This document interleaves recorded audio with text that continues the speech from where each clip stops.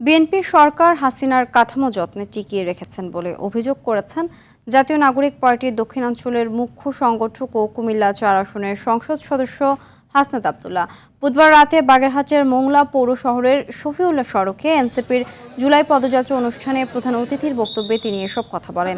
এ সময় তিনি আরও বলেন, যে দলের সবচেয়ে বেশি নেতা নির্যাতিত ও নিপীড়িত হয়েছে সেই দলই গুম কমিশনের বিরুদ্ধে অবস্থান নিয়েছে। সংরক্ষিত নারী আসনের সংসদ সদস্য ডাক্তার মাহমুদা মিতু, এনসিপির কেন্দ্রীয় যুগ্ম সদস্য সচিব ফরিদুল হক সহ অন্যরা এ সময় উপস্থিত ছিলেন।